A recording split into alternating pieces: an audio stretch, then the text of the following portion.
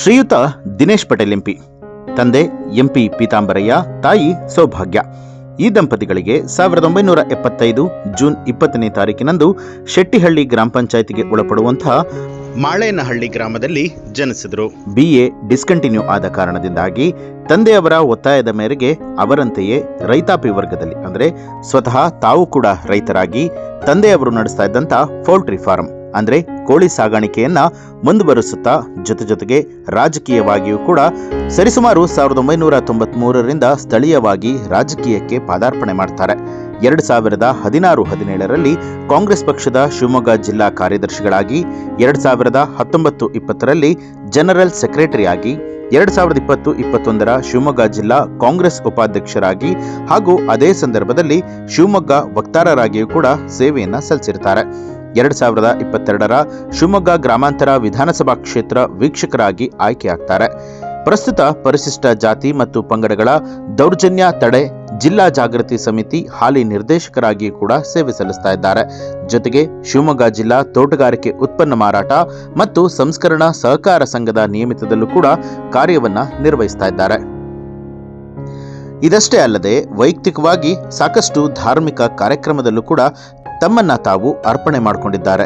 ಶ್ರೀ ತಿರುಮಲ ರಂಗನಾಥ ಸ್ವಾಮಿ ದೇವಸ್ಥಾನದ ಜೀರ್ಣೋದ್ಧಾರಕ್ಕೆ, ಅದೇ ರೀತಿ ಮಾಳೇನಹಳ್ಳಿ ಗ್ರಾಮದ ಆಂಜನೇಯ ಸ್ವಾಮಿ ದೇವಸ್ಥಾನಕ್ಕೆ, ಕಾಟಿಕೆರೆ ಶ್ರೀ ವೀರಭದ್ರೇಶ್ವರ ದೇವಸ್ಥಾನಕ್ಕೆ, ಗ್ರಾಮ ಪಂಚಾಯಿತಿಯಾದಂತಹ ಶೆಟ್ಟಿಹಳ್ಳಿ ಈಶ್ವರ ದೇವಸ್ಥಾನಕ್ಕೆ, ಹೊಳೆಬೆನ್ನವಳ್ಳಿ ಶ್ರೀ ಗಡ್ಡದ ಬಸವೇಶ್ವರ ಸ್ವಾಮಿ ದೇವಸ್ಥಾನಕ್ಕೆ ತಮ್ಮ ತನು ಮನ ಧನವನ್ನ ಸಮರ್ಪಣೆ ಮಾಡಿದ್ದಾರೆ. ಅದೇ ರೀತಿಯಾಗಿ ಕಳೆದ 30 ವರ್ಷಗಳಿಂದ DK ಶಿವಕುಮಾರ್ ಅವರ ಆದರ್ಶ ಪಾಲನೆಯನ್ನ ಮಾಡ್ತಾ ಬರ್ತಿದ್ದಾರೆ. ಸಹಕಾರಿ ಕ್ಷೇತ್ರದಲ್ಲಿ ಸಹಕಾರಿ ಭೀಷ್ಮ ಅಂತಲೇ ಪ್ರಖ್ಯಾತಿಯನ್ನ ಪಡೆದಿರುವಂತಹ ಶಿವಮೊಗ್ಗದ ಡಾಕ್ಟರ್ ಮಂಜುನಾಥ್ ಗೌಡರು ಇವರಿಗೆ ಗುರುಗಳು. ಅದರಂತೆ ಸ್ಥಳೀಯ ಶಿವಮೊಗ್ಗ ನಗರಾಭಿವೃದ್ಧಿ ಪ್ರಾಧಿಕಾರದ ಅಧ್ಯಕ್ಷರಾದ HS ಸುಂದರೇಶ್ ಅವರು ಸ್ಥಳೀಯ ರಾಜಕಾರಣದ ಗುರುಗಳು ಅಂತಾನೆ ಹೇಳಬಹುದು. ಶ್ರೀಯುತ ದಿನೇಶ್ ಪಟೇಲ್ ಎಂಪಿ ಅವರ ಈವರೆಗಿನ ವೃತ್ತಿ ಸಾಧನೆ ಹಾಗೆ ನಡೆದು ಬಂದ ಹಾದಿಯ ಕುರಿತಾಗಿ ಅವರೇ ಏನ್ ಹೇಳ್ತಾರೆ ಕೇಳೋಣ ಬನ್ನಿ. ನಮಸ್ತೆ, ನನ್ನ ಹೆಸರು ದಿನೇಶ್ ಪಟೇಲ್ ಅಂತ ಅಂದ್ಬಿಟ್ಟು ನಾನು ಶಿವಮೊಗ್ಗ ಜಿಲ್ಲೆಯ ಶಿವಮೊಗ್ಗ ಗ್ರಾಮಾಂತರದ ಶೆಟ್ಟಿಹಳ್ಳಿ ಗ್ರಾಮ ಪಂಚಾಯತಿ ವ್ಯಾಪ್ತಿಯಲ್ಲಿ ಬರುವಂತಹ ವೆಂಕಟಾಪುರದ ಗ್ರಾಮದಲ್ಲಿ ವಾಸವಾಗಿರುತ್ತೇನೆ. ಇವತ್ತು ನಮ್ಮ ಸುತ್ತ ವಾಹಿನಿಯವರು ಒಂದು ಗ್ರಾಮಾಂತರದ ಒಂದು ಸರ್ವೆಗೋಸ್ಕರ ಬಂದಿರುತ್ತಾರೆ. ಆ ಇದರಲ್ಲಿ ನಾನು ಕಾಂಗ್ರೆಸ್ ಒಬ್ಬ ನಿಷ್ಠಾವಂತ ಕಾರ್ಯಕರ್ತನಾಗಿ ಕೆಲಸ ಮಾಡುತ್ತಿರುತ್ತೇನೆ. ಕಾಂಗ್ರೆಸ್ ಕಾರ್ಯಕರ್ತ ಅನ್ನೋದಕ್ಕಿಂತ ಮುಖ್ಯವಾಗಿ ಯಾಕೆ ಕಾಂಗ್ರೆಸ್ ಇವತ್ತು ಅನಿವಾರ್ಯ ಅನ್ನೋದು ಅಂತ ಅಂದರೆ, ಇವತ್ತು ನೋಡಿ ನಮ್ಮ ಗ್ರಾಮಾಂತರ ಭಾಗದ ಜನ ಯಾವುದೇ ಕಾರಣಕ್ಕೂ ಕಾಂಗ್ರೆಸ್ ಪಕ್ಷನ ಮರೆಯೋಕ್ಕಾಗಲ್ಲ. ಯಾಕೆ ಅಂತ ಅಂದರೆ ನಮ್ಮ ಸ್ವಾತಂತ್ರ್ಯ ಬಂದ ನಂತರ ಎಷ್ಟು ಡೆವಲಪ್ಮೆಂಟ್ ಆಗಿದೆ ಅಂತಂದರೆ, ಸುಮ್ಮನೆ ಬರೀ ನಮ್ಮ ಶಿವಮೊಗ್ಗದಲ್ಲೇ ತಗೊಳ್ಳೋದಾದರೆ ನಮ್ಮ ಭದ್ರಾ ನದಿ ಡ್ಯಾಮಿಗೆ ಒಂದು ಕಟ್ಬಿಟ್ಟು ನಿಜಲಿಂಗಪುರ ಟೈಮಲ್ಲಿ ಭದ್ರಾ ಡ್ಯಾಮ್ ಕಟ್ಟಿರ್ತಾರೆ. ಇವತ್ತು ಆ ಭದ್ರಾ ಡ್ಯಾಮ್ ಎಷ್ಟು ಜೀವ ಸೆಲೆಯಾಗಿದೆ ನಮಗೆ ಅಂತ ಅಂದರೆ, ಇವತ್ತು ನಾವು ಎಷ್ಟು ಕೃತಜ್ಞತರಾಗಿರಬೇಕು ಭದ್ರೆಗೆ ಅಂತ ಅಂದರೆ, ಎಂಥ ಕಡು ಬೇಸಿಗೆ ಬರಲಿ, ಎಂಥ ಬರಗಾಲ ಬರಲಿ, ಕುಡಿಯೋ ನೀರಿಗಾಗಲಿ ಜಮೀನಿನ ನೀರಿಗಾಗಲಿ ಯಾವುದೇ ಕಾರಣಕ್ಕೂ ನಮಗೆ ತೊಂದರೆ ಆಗ್ತಿಲ್ಲ. ಯಾಕೆ ಅಂತ ಅಂದರೆ ಅದು ಕಾಂಗ್ರೆಸ್ ಪಕ್ಷದ ದೂರದೃಷ್ಟಿ. ಇನ್ನೂ ಒಂದು ಏನಪ್ಪ ಅಂತಂದರೆ, ಮೊದಲು ನಮ್ಮ ಹಳ್ಳಿಗಾಡಿ ಜನಗಳಿಗೆ ಯಾವುದೇ ರೀತಿಯಂಥ ಬ್ಯಾಂಕಲ್ಲಿ ಸಾಲ ಸೌಲಭ್ಯ ಸಿಗ್ತಿರಲಿಲ್ಲ. ಯಾಕೆ ಅಂತಂದರೆ ಮೊದಲು ಏನಿತ್ತು, ಬ್ಯಾಂಕು ಬರೀ ಶ್ರೀಮಂತರದಷ್ಟೇ ಆಗಿತ್ತು, ಯಾವುದೇ ರೀತಿಯಾದ ಬಡವರ ಪಾಲು ಅಂತ ಇರಲಿಲ್ಲ. ಸನ್ಮಾನ್ಯ ಶ್ರೀ ಇಂದಿರಾ ಗಾಂಧಿಯವರು ಪ್ರಧಾನಮಂತ್ರಿ ಆಗಿದ್ದಾಗ ಬ್ಯಾಂಕನ್ನು ನ್ಯಾಷನಲೈಸೇಷನ್ ಮಾಡಿಬಿಟ್ಟು ಪ್ರತಿಯೊಂದು ಹಳ್ಳಿಗರಿಗೂ ಇವತ್ತು ನೀವು ಬ್ಯಾಂಕಿಗೆ ಹೋಗಬೇಕು ಅಂತ ಅಂದರೆ ನಿಮ್ಮದೊಂದು ಪಾಣಿ ತಗೊಂಡು ಹೋದ್ರಿ ಅಂದರೆ ನಿಮಗೆ ಲಕ್ಷಾಂತರ ರೂಪಾಯಿ ಸಾಲ ಕೊಡ್ತಾರೆ. ಅದಕ್ಕೆ ಮೂಲ ಕಾರಣಕರ್ತರು ಯಾರಪ್ಪ ಅಂತಂದರೆ ನಮ್ಮ ಕಾಂಗ್ರೆಸ್ ಪಕ್ಷದ ಸಿದ್ಧಾಂತಗಳು ಪ್ಲಸ್ ಕಾಂಗ್ರೆಸ್ ಪಕ್ಷದ ದೂರದೃಷ್ಟಿಯಿಂದ ಇಷ್ಟಕ್ಕೆಲ್ಲ ಡೆವಲಪ್ಮೆಂಟ್ ಆಗ್ತಾಯಿದೆ. ನಾನು ಯುವ ಪೀಳಿಗೆಗೆ ಒಂದು ಹೇಳೋದೇನಪ್ಪ ಅಂತ ಅಂದರೆ, ಯಾವುದೇ ಕಾರಣಕ್ಕೂ ನೀವು ಬರೀ ವಾಟ್ಸಪ್ ಒಂದು ನೋಡೋದಲ್ಲದೆ ಇವತ್ತು ನೀವು ಪುಸ್ತಕ ಓದೋದೊಂದು ಅಭ್ಯಾಸ ಮಾಡ್ಕೊಳ್ಳಿ. ಯಾಕೆ ನಾನು ಈ ಮಾತು ಹೇಳ್ತಿದ್ದೀನಿ ಅಂತ ಅಂದರೆ, ಪುಸ್ತಕ ನೀವು ಇಂದಿನ ಏನು ಕೆಲವೊಂದು ಲೇಖಕರೆಲ್ಲ ಬರೆದಿರ್ತಾರೆ ಕೆಲವೊಂದು ಡೆವಲಪ್ಮೆಂಟ್ಸ್ ನೋಡಿ. ಒಂದು ಚಿಕ್ಕ ಒಂದು ಉದಾಹರಣೆ ಕೊಡ್ತೀನಿ. ಇವತ್ತು ಬಗರ್ಹುಕುಂ ಜಮೀನುಗಳು ಇವತ್ತು ಯಾವುದೇ ಆಗಿ ಭದ್ರಾ ಡ್ಯಾಮಿಗೆ ಕಟ್ಟೋದಾಗಿರ್ಬೋದು, ಲಿಂಗನಮಕ್ಕಿ ಡ್ಯಾಮಿಗೆ ಕಟ್ಟೋದಾಗಿರ್ಬೋದು, ಆ ಸಂತ್ರಸ್ತರಿಗೆ ಎಲ್ಲರಿಗೂ ಕೂಡ ಸರ್ಕಾರ ಉಳುವವನೇ ಒಡೆಯ ಅಂತ ಅಂದ್ಬಿಟ್ಟು ಮತ್ತೊಂದು ಜಮೀನನ್ನು ಮಂಜೂರು ಮಾಡಿರ್ತದೆ. ಇದನ್ನೆಲ್ಲ ಪೂರ್ತಿ ಪ್ರತಿಯೊಂದು ಏನಪ್ಪ ಅಂತಂದರೆ ನಿಮಗೆ ಈ ದೂರದೃಷ್ಟಿ ಇರೋದು ಕಾಂಗ್ರೆಸ್ ಪಕ್ಷದಲ್ಲಿ ಮಾತ್ರ. ಇವತ್ತು ಎಲ್ಲರಿಗೂ ಸರ್ವರಿಗೂ ಸಮಪಾಲು ಅಂತ ಅಂದ್ಬಿಟ್ಟು ನಮ್ಮ ಸಿದ್ಧಾಂತದಲ್ಲಿ ಕಾಂಗ್ರೆಸ್ ಪಕ್ಷದಲ್ಲಿ ಪ್ರತಿಯೊಂದು ವಿಚಾರ ಯಾವುದೇ ಒಬ್ಬ ಕಡು ಬಡವನಾಗಿರ್ಬೋದು ಯಾರಿಗೂ ಕೂಡ ಸಾಮಾಜಿಕ ಅನ್ಯಾಯ ಆಗದೆ ಇರುತ್ತೆ ನಡೆಸ್ಕೊಂಡು ಬರ್ತಾ ಇದೆ. ಯಾಕೆ ಅಂತ ಅಂದರೆ ಎಲ್ಲರಿಗೂ ಬದುಕುವ ಹಕ್ಕಿದೆ. ಪ್ರತಿಯೊಬ್ಬ ಬಡವ ಆಗಿರ್ಬೋದು, ಶ್ರೀಮಂತ ಆಗಿರ್ಬೋದು, ಇವನ್ ಬ್ಯಾಕ್ವರ್ಡ್ ಕಮ್ಯುನಿಟೀಸ್ ಅಂತ ಅಂದ್ಬಿಟ್ಟು ನಾವು ಏನೇ ಹೇಳ್ತಾ ಇದ್ರು ಕೂಡ ಆ ವಿಚಾರದಲ್ಲಿ ನೋಡಿ ಜಾತಿ ತಾರತಮ್ಯನೆಲ್ಲ ತೆಗೆದುಹಾಕಿದ್ದು ನಮ್ಮ ಕಾಂಗ್ರೆಸ್ ಪಕ್ಷ. ಇವತ್ತು ಕಾಂಗ್ರೆಸ್ ಪಕ್ಷ ಒಂದು ದೇವಸ್ಥಾನಕ್ಕೆ ಮೊದಲು ದೇವಸ್ಥಾನಕ್ಕೆ ಯಾರು ಹೋಗಂಗಿರಲಿಲ್ಲ, ಏನು ಅಪ್ಪರ್ ಕ್ಯಾಸ್ಟ್ ಇತ್ತು ಅವ್ರು ಮಾತ್ರ ಇವತ್ತು ಆ ಎಲ್ಲ ಹೊಸ ಕಾನೂನು ಜಾರಿ ತೊಗೊಂಡ್ಬಂದಿರೋದ್ರಿಂದ ಪ್ರತಿಯೊಬ್ಬ ಯಾವ ಬ್ಯಾಕ್ವರ್ಡ್ ಕಮ್ಯುನಿಟಿ ಯಾವುದೇ ವ್ಯಕ್ತಿ ಆದರೂ ಕೂಡ ನಮಗೆ ಸಾಮಾಜಿಕವಾಗಿ ಈಕ್ವಲ್ ಆಗಿ ನಮ್ಮ ಜೊತೆಗೆ ಕೂರಬೇಕು, ನಮ್ಮ ಜೊತೆಗೆ ನಿಲ್ಲಬೇಕು, ಆ ಒಂದು ಸಾಮಾಜಿಕ ಕಳಕಳಿ ಇರೋಂಥದ್ದು ಬರೀ ಕಾಂಗ್ರೆಸ್ಗೆ ಮಾತ್ರ. ತದನಂತರ ನಮ್ಮ ಶಿವಮೊಗ್ಗ ಜಿಲ್ಲೆಯಲ್ಲಿ ಕಾಗಡ ತಿಮ್ಮಪ್ಪಾಜಿ ಆಗಿರ್ಬೋದು, ಅವರು ತಂದಂತಹ ಸುಧಾರಣಾ ಕಾರ್ಯಗಳು ಇವತ್ತು ಭೂಮಿ ಇಲ್ಲದಿರೋರು ಲಕ್ಷಾಂತರ ಮಂದಿ ಇವತ್ತು ಭೂಮಿ ಪಡ್ಕೊಂಡಿದ್ದಾರೆ. ಬಿಕಾಸ್ ಆಫ್ ಕಾಂಗ್ರೆಸ್ ಅವರ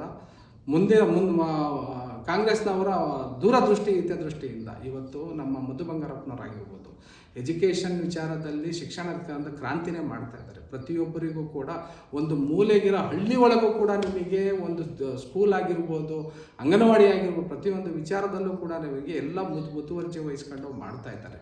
ನಾನು ಯುವ ಪೀಳಿಗೆಗೆ ಹೇಳೋದೇನಪ್ಪ ಅಂತ ಅಂದರೆ ಯಾವುದೇ ಕಾರಣಕ್ಕೂ ನೀವು ವಾಟ್ಸಪ್ ವಿಚಾರ ಒಂದನ್ನೇ ನೀವು ನಂಬ್ಕೊಂಡು ಕೂರಬೇಡಿ, ಇತಿಹಾಸ ತಿಳ್ಕೊಳ್ಳಿ.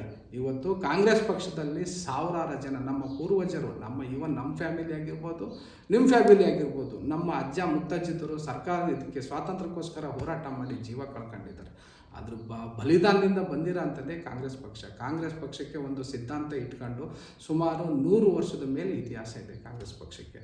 ಸೊ ಹಂಗಾಗಿ ಮುಂದಿನ ಪೀಳಿಗೆ ಯಾಕೆ ನಾನು ಕಾಂಗ್ರೆಸ್ ಪಕ್ಷಕ್ಕೆ ಓಟ್ ಹಾಕಬೇಕು ಅಂತೀನಿ ಅಂತ ಅಂದರೆ, ಮುಂದೆ ನಾವು ಜನಸಾಮಾನ್ಯರು ಉಳಿಬೇಕು ಅಂತ ಅಂದರೆ ಅದು ಕಾಂಗ್ರೆಸ್ ಪಕ್ಷದಿಂದ ಮಾತ್ರ ಸಾಧ್ಯ.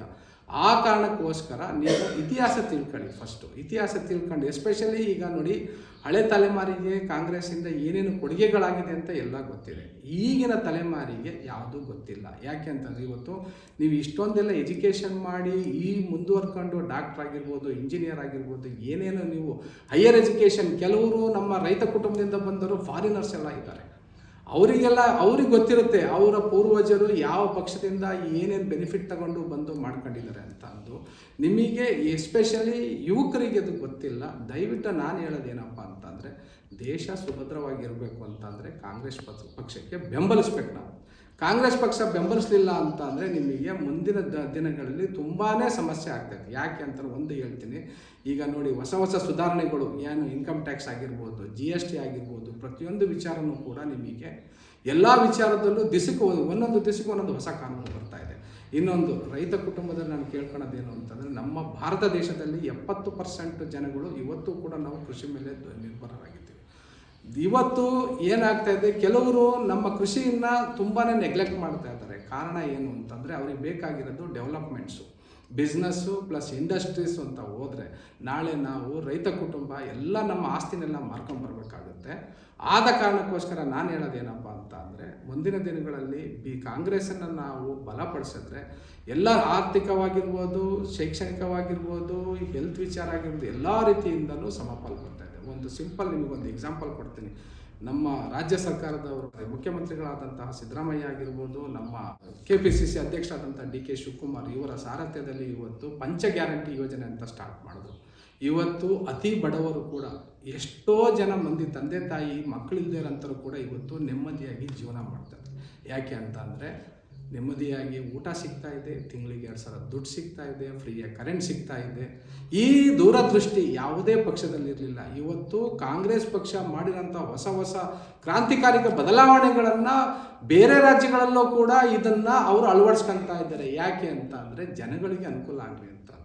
ಸೊ ಹಂಗಾಗಿ ಇವತ್ತು ನಮ್ಮ DK ಶಿವಕುಮಾರ್ ಆಗಿರ್ಬೋದು, ಅವರು ಎಷ್ಟು ಇನ್ವಾಲ್ವ್ಮೆಂಟ್ ಆಗಿ ಕೆಲವೊಂದು ಹೊಸ ಕ್ರಾಂತಿ ಯೋಜನೆಗಳೆಲ್ಲ ಮಾಡ್ತಾ ಇದ್ದಾರೆ ಅಂತ. ಇವನ್ ನೀರಾವರಿ ವಿಚಾರ ತಗೊಳ್ಳಿ ನೀವು. ಇವತ್ತು ಯಾವುದೇ ಸರ್ಕಾರ, ನಾನು ಬೇರೆ ಸರ್ಕಾರದ ಹೆಸರು ತೆಗಿಯೋಕ್ಕೆ ಹೋಗಲ್ಲ, ಬೇರೆ ಯಾವುದೇ ಸರ್ಕಾರ ಬಂದರೂ ಕೂಡ ನಮ್ಮ ಸರ್ಕಾರ ಮಾಡಿದಷ್ಟು ಡೆವಲಪ್ಮೆಂಟ್ಸ್ ಮಾಡಿಲ್ಲ. ಯಾಕೆ ಅಂತಂದರೆ ನೋಡಿ, ಕರ್ನಾಟಕ ಸರ್ಕಾರ ಇವತ್ತವರೆಗೂ ಕಾಂಗ್ರೆಸ್ ಸರ್ಕಾರ ಬಂದಿರಿಂದ ಪ್ರತಿಯೊಂದು ಕಾಂಗ್ರೆಸ್ ಸರ್ಕಾರದಲ್ಲೇ ಡ್ಯಾಮ್ಗಳಾಗಿರೋದು. ಬೇರೆ ಯಾವುದೇ ಸರ್ಕಾರ ಬರಲಿ ಇವತ್ತವರೆಗೂ ಒಂದೇ ಒಂದು ಡ್ಯಾಮ್ ಕಟ್ಟೋಕ್ಕಾಗಿಲ್ಲ. ಇವತ್ತು ನಮ್ಮ ರೈತರ ಜೀವನಾಡಿ ಡ್ಯಾಮ್ಗಳು, ಅದನ್ನು ಪೂರೈಸಿದ್ದು ಪ್ರತಿಯೊಂದು ಎಲ್ಲ ಡ್ಯಾಮ್, ಇವನ್ ಕೃಷ್ಣ ಆಗಿರ್ಬೋದು, ಭದ್ರಾ ಆಗಿರ್ಬೋದು, ತುಂಗಾ ಎಲ್ಲ ಡ್ಯಾಮ್ಗಳು ಕಟ್ಟಿದ್ದು ನಮ್ಮ ಕಾಂಗ್ರೆಸ್ ಸರ್ಕಾರದಲ್ಲಿ. ಸೊ ನಾನು ನಮ್ಮ ಎಸ್ಪೆಷಲಿ ರೈತ ಬಾಂಧವರಿಗೆ ನಾನು ಕೇಳ್ಕೊಳ್ಳೋದು ಏನಪ್ಪ ಅಂತ ಅಂದರೆ, ದಯವಿಟ್ಟು ಕಾಂಗ್ರೆಸ್ಸನ್ನು ಬೆಳೆಸಿ ಉಳಿಸಿ. ಮುಂದಿನ ದಿನಗಳಲ್ಲಿ ಕಾಂಗ್ರೆಸ್ ಪಕ್ಷ ತುಂಬ ಅಂದರೆ ತುಂಬಾ ಬಲವಾಗಿ ಬೆಳೆಯುವಂಥ ಎಲ್ಲ ರೀತಿಯಾದ ಅನುಕೂಲಗಳು ಸಿಗ್ತಾ ಇದೆ. ಯಾಕೆ ಅಂತ ಅಂದರೆ ಕಾಂಗ್ರೆಸ್ ಪಕ್ಷ ಮುಂದಿನ ದಿನದಲ್ಲಿ ಅವಶ್ಯಕವಾಗಿ ಪ್ರತಿಯೊಬ್ಬರಿಗೂ ಬೇಕಾಗಿರುತ್ತೆ. ಇವತ್ತು ನೋಡಿ, ಒಂದು ಸಿಂಪಲ್ ಒಂದು ಗ್ಯಾಸ್ ಪ್ರಾಬ್ಲಮ್ ಆಗ್ತಾಯಿದೆ, ಅದೊಂದು ಸೆಟ್ರೇಟ್ ಮಾಡೋಕ್ಕಾಗ್ತಿಲ್ಲ ಸೆಂಟ್ರಲ್ ಗೌರ್ಮೆಂಟಲ್ಲಿ. ಈ ಥರ ಸಮಸ್ಯೆಗಳು ಮುಂದಾಲೋಚನೆಯನ್ನೆಲ್ಲ ಯೋಚನೆ ಮಾಡ್ಕೊಂಡು ಮಾಡಬೇಕಾಗುತ್ತೆ. 2013-14ರಲ್ಲಿ ಮನಮೋಹನ್ ಸಿಂಗ್ ಸರ್ಕಾರ ಇದ್ದಾಗ ಸುಮಾರು 70,000 ಕೋಟಿ ರೈತರ ಸಾಲ ಮನ್ನಾ ಮಾಡ್ತಾರೆ. ಈಗಿನ ಸರ್ಕಾರಗಳು ಯಾರೂ ಕೂಡ ಒಂದೇ ಒಂದು ರೂಪಾಯಿ ನಮ್ಮ ರೈತರಿಗೂ ಸಾಲ ಮನ್ನಾ ಹಾಕಿಲ್ಲ. ನಾನು ಇದೇ ಪರ್ಪಸ್ಸಿಗೋಸ್ಕರನೇ ಕಾಂಗ್ರೆಸ್ ಸರ್ಕಾರ ಅತಿ ಅವಶ್ಯಕ. ಕಾಂಗ್ರೆಸ್ ಸರ್ಕಾರ ಇದ್ದಾಗ ಎಲ್ಲೂ ಕೂಡ ನಿಮಗೆ ಕಮ್ಯುನಲ್ ಹಾರ್ಮನಿ, ಜಾತಿ ಧರ್ಮಗಳ ಯುದ್ಧ ಆಗಿರಲಿಲ್ಲ. ಬಟ್ ಈಗ ಅದು ದಿನದಿಂದ ದಿನಕ್ಕೆ ಜಾಸ್ತಿ ಆಗ್ತಾ ಇದೆ. ಅದು ನಮ್ಮ ದೇಶ, ರಾಜ್ಯ, ಗ್ರಾಮಗಳು ನೆಮ್ಮದಿಯಾಗಿರಬೇಕು ಅಂತಂದರೆ ಕಾಂಗ್ರೆಸ್ ಬೆಂಬಲಿಸಬೇಕು ಅಂತ ನಾನು ಕೇಳ್ಕೊತೀನಿ. ನಮ್ಮದು ಗ್ರಾಮಾಂತರ ಭಾಗ ಆಗಿದ್ದರಿಂದ ನಮಗೆ ಯಾವುದೇ ಯೂತ್ಸು, ಹೊಸ ಪೀಳಿಗೆಯ ಜನಗಳಿಗೆ ಯಾವುದೇ ಕೆಲಸ ಮಾಡೋಕ್ಕೆ ತುಂಬ ಸುವರ್ಣಾವಕಾಶಗಳಿದ್ದಾವೆ. ಯಾಕೆ ಅಂತಂದರೆ ಗ್ರಾಮಾಂತರ ಭಾಗ ಆಗಿರೋದ್ರಿಂದ ನೀವು ಹೈನುಗಾರಿಕೆ ಆಗಿರ್ಬೋದು, ಕುರಿ ಸಾಕಾಣಿಕೆ ಆಗಿರ್ಬೋದು, ಕೋಳಿ ಸಾಕಾಣಿಕೆ ಆಗಿರ್ಬೋದು, ಈವನ್ ತೋಟ ಕೂಡ ಏನಾಗ್ತಾ ಇದೆ, ಜಮೀನು ಇರೋದ್ರಿಂದ ನಿಮ್ಮ ಕೆಲಸದಲ್ಲಿ ನಿಮ್ಮ ತೋಟದಲ್ಲಿ ನೀವೇ ಕೆಲಸ ಮಾಡ್ತಾ ಹೋದರೆ ನಿಮಗೆ ಯಾವುದೇ ರೀತಿಯಂತಹ ಕೂಲಿಕಾರರ ಸಮಸ್ಯೆನೂ ಕಾಡೋದಿಲ್ಲ. ನಾನು ಹೇಳೋದು ನಮ್ಮ ಯುವ ಪೀಳಿಗೆ, ಎಸ್ಪೆಷಲಿ ನಮ್ಮ ಗ್ರಾಮಾಂತರ ಭಾಗದ ಯುವ ಪೀಳಿಗೆಗೆ ಏನು ಹೇಳೋದು ಅಂದರೆ, ಯಾವುದೇ ರೀತಿಯಾದ ನೀವು ಓದಿ, ಎಜುಕೇಷನ್ ಏನಪ್ಪ ಬೇಕು ನಮಗೇನು, ಜ್ಞಾನಾರ್ಜನೆಗೆ ಪ್ರತಿಯೊಂದು ವಿಚಾರಗಳು ತಿಳ್ಕೊಳ್ಳಿಕ್ಕೆ ಎಜುಕೇಷನ್ ಬೇಕು. ಹಂಗಂತ ಅಂದ್ಬಿಟ್ಟು ನೀವು ಇವಾಗಲಿಂದನೇ ಚಿಕ್ಕ ವಯಸ್ಸಿಂದನೇ ನನಗೆ ಗೌರ್ಮೆಂಟ್ ಜಾಬೇ ಬೇಕು, ಸಾಫ್ಟ್ವೇರ್ ಜಾಬೇ ಬೇಕು, ಯಾವುದೇ ಕಾರಣಕ್ಕೂ ಒಂದನ್ನೇ ಇಟ್ಕೊಳಕ್ಕೆ ಹೋಗಬೇಡಿ. ಯಾಕೆ ಅಂತಂದರೆ ಇವತ್ತಿನ ಪರಿಸ್ಥಿತಿ ಒಳಗೆ ನಮ್ಮ ದೇಶದಲ್ಲಿ 140 ಕೋಟಿಗಿಂತ ಮೇಲಧಿಕ ಜನಸಂಖ್ಯೆ ಇದೆ. ಎಲ್ಲರಿಗೂ ಸರ್ಕಾರನೇ ಕೆಲಸ ಕೊಡಬೇಕು ಅಂತಂದರೆ ಆಗೋದಿಲ್ಲ. ಸೊ ನಾನು ಹೇಳೋದೇನು, ದೇವರು ನಮಗೆ ಜಮೀನು ಕೊಟ್ಟಿದ್ದಾನೆ, ನಮ್ಮ ಪಿತ್ರಾರ್ಜಿತ ಆಸ್ತಿಯಾದಂಥ ಜಮೀನನ್ನೇ ಅದರಲ್ಲೇ ಯಾವ ರೀತಿ ಅಭಿವೃದ್ಧಿ ಮಾಡಬೇಕು ಅಂತ ತಲೆ ಕೆಡಿಸ್ಕೊಂಡು ಕೆಲಸ ಸಿಕ್ಕರೆ ಪರವಾಗಿಲ್ಲ, ಗೌರ್ಮೆಂಟ್ ಸಿಕ್ಕರೆ ಹೋಗಿ. ಯಾರೂ ಕೂಡ ಧೃತಿಗೆಡದೆ ದುಶ್ಚಟಗಳಿಗೆ ಬಲಿಯಾಗಿ ನಿಮ್ಮ ಜೀವನವನ್ನು ನೀವು ಹಾಳು ಮಾಡ್ಕೊಂಬೇಡ್ರಿ ಅಂತ ನಾನು ಕೂಡ ನಮ್ಮ ಬಂದಂಥ ಯುವ ಪೀಳಿಗೆಗಳು ಯಾರು ನಮ್ಮ ಹತ್ರ ಬರ್ತಾರೆ ಮಾತಾಡೋಕ್ಕೆ, ಅವ್ರ ಹತ್ರ ಎಲ್ಲರಿಗೂ ನಾನು ಅದನ್ನೇ ಧೈರ್ಯ ಹೇಳಿ ಕಳಿಸ್ತಾ ಇರೋದು. ಈಗ ಪ್ರತಿಯೊಂದು ವಿಚಾರದಲ್ಲೂ ನಾವು ಸರ್ಕಾರದ ಮೇಲೆ ಡಿಪೆಂಡ್ ಆಗಿರೋಕ್ಕಾಗಲ್ಲ. ನಮ್ಮನೆ ಕೆಲಸ ನಾವು ಮಾಡ್ಕೊಬೇಕು. ಫಸ್ಟು ಜೀವನದಲ್ಲಿ ನಾವು ಸಕ್ಸಸ್ ಆಗ್ತೀವಿ ಅಂದರೆ ಎಲ್ಲರೂ ನಮ್ಮ ಜೊತೆ ಇರ್ತಾರೆ. ಸೊ ಹಂಗಾಗಿ ನೀವು ಜೀವನದಲ್ಲಿ ಫೇಲ್ ಆಗ್ತೀವಿ ಅಂತ ಯಾವುದೇ ಕಾರಣಕ್ಕೂ ನೀವು ದುಶ್ಚಟಗಳಿಗೆ ಬಲಿಯಾಗಿ ನಿಮ್ಮ ಜೀವನ ಬರೀ ನೀವು ಹಾಳು ಮಾಡ್ಕೊಳಲ್ಲ, ಇಡೀ ನಿಮ್ಮ ಮನೆ ಜೀವನನೇ ನೀವು ಹಾಳು ಮಾಡ್ತೀರ. ಯಾಕೆ ಅಂತಂದರೆ ಇವತ್ತಿನ ಪರಿಸ್ಥಿತಿ ಹೆಂಗಿದೆ ಅಂತ ಅಂದರೆ, ಒಂದು ಮನೆಯಲ್ಲಿ ಒಂದು ಮಗು, 1 ಇಲ್ಲ 2 ಮಗು ಇರ್ತಾವೆ ಅಷ್ಟೇ. ಸೊ ಯಾರು ಒಬ್ಬರು ಆ ಥರ ದುಶ್ಚಟ ಮಾಡ್ಕೊಂಡು ನಿಮ್ಮ ಜೀವನ ನೀವು ಬಲಿ ಕೊಟ್ರಿ ಅಂದರೆ ನಿಮ್ಮ ಕಡೆಯಿಂದ ಇಡೀ ಮನೆಯೇ ಫುಲ್ ಹಾಳಾಗುತ್ತೆ. ಸೊ ದಯವಿಟ್ಟು ನಾನು ನಿಮ್ಮ ಹತ್ರ ಬೇಡ್ಕೊಳ್ಳೋದು ಏನಪ್ಪ ಅಂತಂದರೆ, ಯಾವುದೇ ರೀತಿಯ ಧೃತಿಗೆಡಕ್ಕೆ ಹೋಗಬೇಡಿ. ನಮಗೆ ದೇವರು ಜಮೀನು ಕೊಟ್ಟಿದ್ದಾನೆ, ಒಳ ಓಡೋಂಥ ಶಕ್ತಿ ಕೊಟ್ಟಿದ್ದಾನೆ. ಅಲ್ಲಿ ನಾವು ಮಾಡಿದ್ರೆ ಭೂಮಿ ತಾಯಿ ಯಾವತ್ತೂ ಯಾರಿಗೂ ನಿಮಗೆ ಮೋಸ ಮಾಡೋದಿಲ್ಲ. ಸೊ ಹಂಗಾಗಿ ನಾನು ರಿಕ್ವೆಸ್ಟ್ ಮಾಡೋದೇನಪ್ಪ ಅಂತಂದರೆ, ಯಾರೂ ಕೂಡ ಯುವ ಪೀಳಿಗೆ ಧೃತಿಗೆಡಬೇಡಿ. ಪ್ಲಸ್ ಒಂದು ಏನಪ್ಪ ಅಂದರೆ, ಈ ಸಣ್ಣದ್ರಿಂದಲೇ ನೀವು ಜಮೀನು ಕೆಲಸ ಮಾಡೋದು ಅಭ್ಯಾಸ ಮಾಡ್ಕೊಂಡ್ರೆ ಯಾವುದೂ ತೊಂದರೆ ಆಗೋದಿಲ್ಲ. ಇದನ್ನು ನನ್ನ ಕಳಕಳಿ ಮನವಿ. ನಾನು ನಮ್ಮ ಯುವ ಪೀಳಿಗೆಗೆ ಹೇಳೋದೇನಪ್ಪ ಅಂತಂದರೆ, ಪ್ರತಿಯೊಬ್ಬ ಯುವಕನೂ ಕೂಡ ರಾಜಕೀಯ ಸಂಘಟನೆ ಯಾವುದೇ ಪಕ್ಷ ಆಗಿರ್ಬೋದು, whether it is A BJP, Congress, JDS, ನೀವು ರಾಜಕೀಯವಾಗಿ ತೊಡಗಿಸ್ಕೊಬೇಕು. ಅಂದರೆ ಪಾರ್ಟ್ ಟೈಮ್ ಆಗಿರ್ಬೇಕಷ್ಟೇ, ಯಾವುದು ಕೂಡ ಫುಲ್ ಟೈಮಲ್ಲಿ. ಅಂದರೆ ನಿಮ್ಮ ಗ್ರಾಮಕ್ಕೆ ನಿಮಗೆ ಏನು ಬೇಕೋ ಅದನ್ನು ನೀವು ಮಾಡ್ಕೊಬೇಕು. ಪ್ರತಿಯೊಂದು ವಿಚಾರದಲ್ಲೂ ಅಷ್ಟೇ ನೀವು ಎಲ್ಲ ಪಕ್ಷದ ವಿಚಾರ ಸಿದ್ಧಾಂತಗಳನ್ನ ತಿಳ್ಕೊಂಡು ಈಗ ಉಪಯೋಗಿಸ್ಕೊಂತಾರೆ ಅಂತಾರೆ, ಅದು ತಪ್ಪು. ಈಗ ಯಾರೇ ಆಗಲಿ ಯುವ ಪೀಳಿಗೆ ಏನಪ್ಪ ಅಂದರೆ, ಫಸ್ಟು ದುಡಿಬೇಕು. ದುಡಿದಾದ್ಮೇಲೆ ನಿಮಗೆ ನಿಮ್ಮ ಕೆಲಸನ ಗುರುತಿಸ್ಬಿಟ್ಟು ಮತ್ತೆ ಯಾರು ಹಿರಿಕರು ರಾಜಕಾರಣಿಗಳು ಇರ್ತಾರೆ ನಿಮಗೊಂದು ಸ್ಥಾನಮಾನ ಅಂತ ಕೊಡ್ತಾರೆ. ಸೊ ಹಂಗಾಗಿ ಇವತ್ತು ನಮ್ಮ ಗ್ರಾಮ ನಮಗೆ ಬೆಳಿಬೇಕು ಅಂತಂದರೆ ರಾಜಕೀಯವಾಗಿ ನಾವು ಮುಂದೆ ಬಂದು ಗ್ರಾಮದಲ್ಲಿ ಏನು ಕುಂದುಕೊರತೆಗಳಿದ್ದಾವೆ ನಾವು ಅದನ್ನು ಹಿರಿಯ ನಾಯಕರಿಗೆ ನಾವು ತಿಳಿಸಿದಾಗ ಅವರು ಯಾವ ಥರ ನಮಗೆ ಅನುಕೂಲತೆ ಬೇಕು ಅದನ್ನು ಮಾಡಿಕೊಡೋಕ್ಕೋಸ್ಕರ ನಮಗೆ ಯುವ ಪೀಳಿಗೆ ಯಾವುದೇ ಕಾರಣಕ್ಕೂ ನೀವು ಮನೆ ಕೂರ್ದ ರಾಜಕಾರಣದಲ್ಲಿ ಬರಬೇಕು ಅಂತ ನನ್ನ ಒತ್ತಾಸೆ.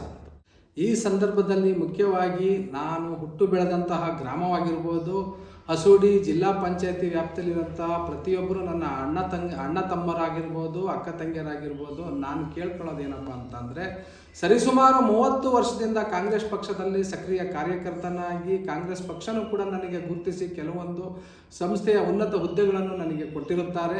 ಮುಂದಿನ ದಿನಗಳಲ್ಲಿ ನನಗೆ ಕಾಂಗ್ರೆಸ್ ಪಕ್ಷದಿಂದ ಯಾವುದೇ ರೀತಿಯಾದಂತಹ ಚುನಾವಣೆಯ ಟಿಕೆಟ್ ನನಗೆ ಕೊಟ್ಟಲ್ಲಿ ದಯವಿಟ್ಟು ನಾನು ಕೇಳ್ಕೊಳ್ಳೋದೇನಪ್ಪ ಅಂತಂದರೆ ಎಲ್ಲರೂ ಕೂಡ ನನಗೆ ಸಹಕಾರ ಕೊಡಬೇಕಾಗಿ ಕೇಳ್ಕೊಳ್ತಾ ಇದ್ದೀನಿ. ಯಾಕೆ ಅಂತಂದರೆ ನಾನು ಇಲ್ಲಿವರೆಗೂ ನಿಮಗೆ ಸೇವೆ ಮಾಡ್ಕೊಂಡು ಬಂದಿದ್ದೀನಿ.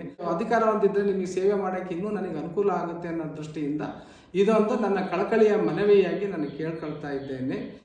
ನಮಗೆ ರಾಜಕೀಯವಾಗಿ ಮಾರ್ಗದರ್ಶಕರಾಗಿ ನಾನು DK ಶಿವಕುಮಾರ್ ನಾನು ಆಯ್ಕೆ ಮಾಡಿಕೊಂಡೆ. ಯಾಕೆ ಅಂತ ಅಂದರೆ ಅವರ ನಾಯಕತ್ವ ಗುಣಗಳು ಪ್ಲಸ್ ಅವರು ಯಾವುದೇ ಕಷ್ಟ ಬಂದರೂ ಕೂಡ ಫೇಸ್ ಮಾಡೋಂಥ ರೀತಿಯಾಗಿರ್ಬೋದು, ಆಮೇಲೆ ಜನಗಳ ಜೊತೆ ಸ್ಪಂದಿಸೋ ಅಂತ ಅದಾಗಿರ್ಬೋದು. ಪ್ಲಸ್ ಈಗ ನೋಡಿ ಮೊನ್ನೆನೇ ನಾವು ನೋಡ್ದಂಗೆ ಕನಕೋತ್ಸವ ಒಂದು ಪ್ರಾರಂಭ ಆಯಿತು. ನೀವು ಪ್ರತಿಯೊಂದು ಜನಗಳು ನೋಡಬೇಕಾದಂಥ ವಿಚಾರ ಹೆಂಗೆ ಅಂತ ಅಂದರೆ ಆ ಕನಕೋತ್ಸವದಲ್ಲಿ ಯಾವ ರೀತಿ ಅವರು ಜನಸಂಘಟನೆ ಮಾಡಿ ಪ್ರತಿಯೊಬ್ಬರು ಬಡಬಗ್ಗರಿಗೆ ಯಾವುದೋ ಒಂದು ರೂಪದಲ್ಲಿ ಮಕ್ಕಳುಗಳಿಗೆ ಎಜುಕೇಷನ್ಗೆ ಅಭ್ಯಾಸ ಆಗಲಿ ಅಂತ ಅಂದ್ಬಿಟ್ಟು ಒಂದು ಎಜುಕೇಷನ್ ಕಿಟ್ ಆಗಿರ್ಬೋದು, ರಂಗೋಲಿ ಸ್ಪರ್ಧೆ ಅಂತ ಅಂದ್ಬಿಟ್ಟು ಹೆಣ್ಮಕ್ಳನ್ನ ಅವರ ಪ್ರತಿಭೆಯನ್ನು ಹೊರತರ ಅಂತ ಒಂದು ಕಾರ್ಯಕ್ರಮ ಆಗಿರ್ಬೋದು. ಆಮೇಲೆ ಬಡವರಿಗೋಸ್ಕರ ವಯಸ್ಸಾದವರಿಗೋಸ್ಕರ ಅವ್ರದ್ದೇ ಆದಂಥ ಒಂದು ಕಾರ್ಯಕ್ರಮ ರೂಪಿಸ್ಬಿಟ್ಟು ಅವರಿಗೆ ಒಂದು ಏನೋ ಒಂದು ಜೀವನಕ್ಕೆ ಅನುಕೂಲ ಆಗಲಿ ಅಂತ ಯಾವುದೋ ಒಂದು ಪ್ರೈಸ್ ರೂಪದಲ್ಲಿ ಆಗಿರ್ಬೋದು, ಯಾವುದೋ ಒಂದು ರೂಪದಲ್ಲಿ ಆಗಿರ್ಬೋದು, ಜನಗಳಿಗೆ ಅನುಕೂಲ ಆಗೋಸ್ಕರ ಇವನ್ DK ಸುರೇಶ್ ಆಗಿರ್ಬೋದು, DK ಶಿವಕುಮಾರ್ ಆಗಿರ್ಬೋದು, ಕನಕೋತ್ಸವ ಯಾವ ರೀತಿ ಮಾಡಿದ್ರು ಅಂದ್ರೆ ಪ್ರತಿಯೊಬ್ಬರು MLAಗಳು ಅದನ್ನು ನೋಡಿಬಿಟ್ಟು ಮಾರ್ಗದರ್ಶನ ಎಲ್ಲರೂ ಅದನ್ನು ಅನುಸರಿಸಿದ್ರೆ ಇಡೀ ಕರ್ನಾಟಕ ಜನತೆಗೆ ಕಾಂಗ್ರೆಸ್ಸಿನಿಂದ ಆಗಿರುವಂತಹ ಕೆಲವೊಂದು ಏನೇನು ನಾವು ಹೊಸ ಕಾರ್ಯಕ್ರಮಗಳು ಕೊಟ್ಟಿದ್ದೀವಿ ಆ ಕಾರ್ಯಕ್ರಮಗಳೆಲ್ಲ ತಲುಪುವಂಥ ಮಾರ್ಗ ಇದಾಗ್ಬೋದು ಅಂತಂದು ನನ್ನ ಅನಿಸಿಕೆ. ಯಾಕೆ ನಮಗೆ DK ಶಿವಕುಮಾರ್ ಅವರೇ ಬೇಕು ಅಂತ ಅಂದರೆ ಅವರು ತೆಗೆದುಕೊಂಡಂಥ ನಿರ್ಧಾರ ಆಗಿರ್ಬೋದು, ಈವನ್ ಜನಗಳಿಗೆ ರೀಚ್ ಆಗ್ತಾರೆ ಅಂತ ನೆಟ್ವರ್ಕ್ ಸಿಸ್ಟಮ್ ಆಗಿರ್ಬೋದು, ಈವನ್ ಸರ್ಕಾರಕ್ಕೆ ಯಾವುದೇ ತೊಂದರೆ ಬಂದಂಥ ಅವರು ನಿಂತ್ಕೊಂಡಿರೋಂಥ ಶೈಲಿ ಆಗಿರ್ಬೋದು, ಅವರ ನಾಯಕತ್ವ ನೋಡಿ ನಾನು ಪೂರ್ತಿ ಅವರಿಗೆ ಫಾಲೋ ಮಾಡ್ಕೊಂಡು ಅವ್ರ ಜೀವನದಲ್ಲಿ ನಾನು ಅವರ ತತ್ವನೇ ಅಳವಡಿಸ್ಕೊಬೇಕು ಅಂತ ನಾನು ಈ ಕಾಂಗ್ರೆಸ್ ಪಕ್ಷದಲ್ಲಿ ಬಂದಿದ್ದೇನೆ.